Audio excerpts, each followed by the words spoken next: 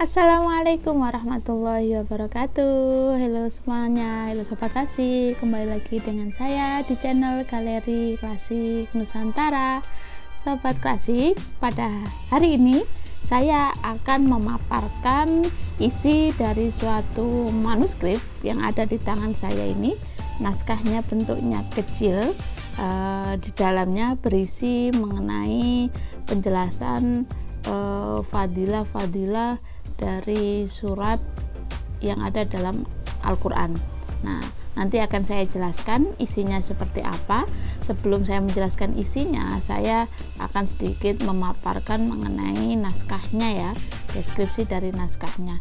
Naskah ini saya peroleh dari seseorang yang merupakan penyimpan dari manuskripnya, yang menurut pemaparan beliau bahwa itu merupakan peninggalan dari simbahnya.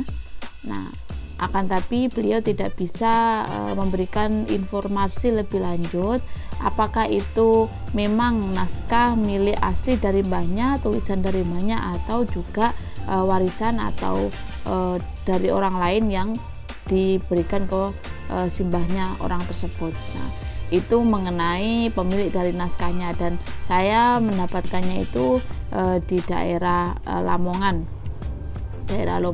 Ada beberapa manuskrip yang saya temukan di sana, akan tapi kali ini saya akan menjelaskan satu persatu dulu. Makanya saya hari ini saya akan menjelaskan naskah yang mulai dari yang kecil ini dulu. Nanti insya Allah jika ada waktu saya akan menjelaskan naskah yang lain yang saya temukan di satu tempat yang sama di Lamongan itu. Nah, naskah ini tidak ada sampulnya ya Sobat Klasik. Bisa Sobat Klasik lihat bahwa memang naskah manuskrip yang ditemukan, yang baru saja ditemukan itu kondisinya bervariasi. Ada yang lengkap dari sampul isi sampai sampul belakang itu masih utuh, ada juga yang sudah tercecer-cecer, hilang sampulnya, hilang sampul depan, hilang sampul belakang, atau bahkan jilitannya yang sudah mulai lepas sehingga beberapa lembar, beberapa halaman hilang seperti itu. Dan itu memang faktanya di lapangan seperti itu. Jika Sobat Klasik menemukan atau menelusuri manuskrip-manuskrip yang masih di tangan para koleksi pewaris atau di tangan seseorang yang masih belum memahami mengenai merawat dari suatu manuskrip atau naskah kuno, maka akan menemukan berbagai variasi bentuk fisik naskahnya. Ada yang sudah prodol, ada yang masih utuh, dan lain sebagainya. Dan itu memang kenyataannya seperti itu, dan itu perlu Sobat Klasik tahu sehingga nanti tidak langsung menjudge jika menemukan naskah yang sudah protol, sudah hilang beberapa halaman, sampulnya hilang, hanya tinggal beberapa halaman. Sobat Klasik tidak menyelamatkan manuskrip itu, tetap harus diselamatkan karena masih ada teks isinya, masih ada beberapa halaman yang bisa dibaca dan bisa diulik apa isi atau ilmu pengetahuan apa yang didapatkan dari manuskrip tersebut. Nah, itu sekedar informasi sedikit mengenai manuskrip atau naskah secara fisiknya dan perawatan dari manuskrip. Nah, saya akan masuk ke isi dari manuskrip ini. Nah, bagian awal manuskrip ini menjelaskan mengenai Al-Fatihah ya, dari surat Al-Fatihah, surat pertama dalam Al-Quran. Itu dijelaskan oleh naskah ini, yaitu beberapa fungsi dari ayat-ayat dalam surat Al-Fatihah itu. Nah, ternyata naskah ini menjelaskan bahwa masing-masing kata atau masing-masing ayat dalam surat Al-Fatihah itu mempunyai keistimewaan yang memberikan manfaat tersendiri bagi seseorang jika memahami maksud atau fungsi dari masing-masing ayat tersebut. Nah, di sini saya akan menjelaskan karena menurut saya ini sangat menarik dan bisa menjadi kajian lebih lanjut, utamanya bagi Sobat Klasik yang membidangi dalam kajian studi Quran. Nah, ini bisa jadi suatu objek kajian yang bisa ditelusuri lebih lanjut mengenai fadilah atau keutamaan-keutamaan dari ayat-ayat dalam surat Al-Fatihah. Oke, silakan disimak apa yang akan saya jelaskan ya. Semoga memberikan manfaat untuk sobat klasik semua dan ada relevansi di dalam dunia kajian akademik atau dalam kajian keseharian dalam mengamalkan surat Al-Fatihah. Oke. Nah, pertama, di halaman pertama naskah ini tidak menjelaskan apapun yang berkaitan tentang naskahnya, tapi langsung ke teksnya, dan itu kemungkinan memang dari hilangnya beberapa halaman ya, karena di awal memang tidak ada sampulnya, sehingga ini kemungkinan potongan dari beberapa halaman yang masih bisa terselamatkan. Nah, dari yang saya dapatkan ini di bagian awal, di halaman awal menjelaskan bahwa yaitu keistimewaan atau fungsi dari bacaan alhamdulillah ya, bismillahirrahmanirrahim kan, alhamdulillahirabbil alamin. Nah, alhamdulillahi, nah itu ternyata ada fungsi atau keistimewaan tersendiri ketika membaca atau menggunakan kata alhamdulillah. Nah, menurut naskah ini kata alhamdulillah itu bisa berfungsi untuk menyembuhkan orang yang sedang mengalami sakit batuk ya, sedang mengalami sakit batuk. Nah, tombone loro watuk moco alhamdulillah. Nah, menurut naskah ini dengan membaca alhamdulillah dan juga ada lanjutannya, tidak hanya sekedar dibaca tapi lan ditulis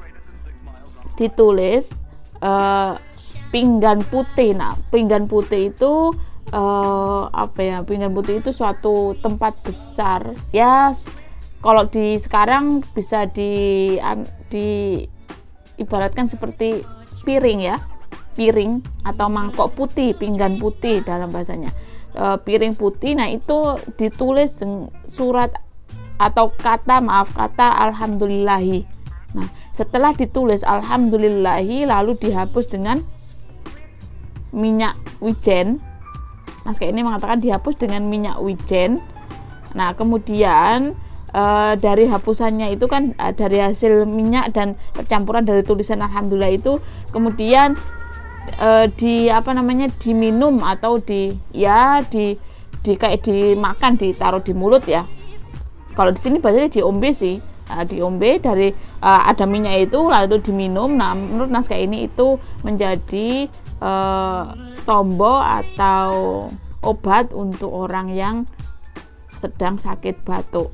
Nah, kalau di beberapa video saya sebelumnya di naskah kuno yang saya bahas sebelumnya, pengobatan sakit batuk dengan memfungsikan beberapa bahan-bahan tradisional, rempah-rempah ya, jahe, kencur, kunyit dan lain sebagainya, itu untuk menyembuhkan sakit batuk. Tapi naskah ini beda. Naskah ini tidak menggunakan bahan-bahan rempah-rempah itu, akan tapi dengan memfungsikan bacaan surat Al-Fatihah, yaitu khususnya dalam lafaz alhamdulillahi. Nah, itu keistimewaan yang pertama dari surat Al-Fatihah. Yang kedua, kata Rabbil Alamin, alhamdulillahi Rabbil Alamin. Nah, Rabbil Alamin punya makna tersendiri atau fungsi tersendiri menurut naskah ini. Nah, fungsinya yaitu ketika seseorang atau bahasa lainnya ini menjadi lafaz untuk mahabbah ya, yaitu agar seseorang agar dicintai oleh orang lain. Nah, dengan membaca Rabbil Alamin berkali-kali itu akan mempunyai efek seseorang itu mencintai orang yang membaca tersebut. Nah, selain dibaca, naskah ini juga sama dengan lafaz alhamdulillah tadi, ditulis di pinggan putih ya, di piring putih. Nah, lalu sama dihapus juga dengan minyak wijen, lalu minyaknya, hasil hapusan dari tulisan dengan minyak wijen tadi itu tidak diminum. Kalau tadi alhamdulillah tadi kan diminum, kalau ini dioles-oleskan di rambutnya. Nah, menurut naskah ini itu mempunyai fungsi untuk mahabbah ya, atau untuk menarik orang lain agar menyayangi atau mencintai orang tersebut. Nah, itu lafaz, fungsi dari lafaz Rabbil Alamin. Kemudian ayat berikutnya kan Ar-Rahmanir Rahim. Nah, kata Ar-Rahman kata Ar-Rahman itu fungsinya sama, hampir sama seperti Rabbil Alamin, yaitu untuk pengasihan ya, untuk pengasihan, untuk mahabbah dan yang lainnya yang berkaitan tentang kasih sayang, mencintai dan lain sebagainya itu. Nah, sama caranya juga sama. Naskah ini juga menjelaskan ditulis di piring putih, piring yang berwarna putih, piring atau mangkok yang berwarna putih.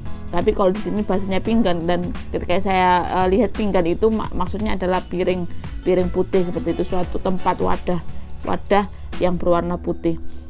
Nah, kalau ini kata Ar-Rahman tidak dihapus dengan minyak wijen tapi dengan air banyu, dengan air biasa, lalu diminum.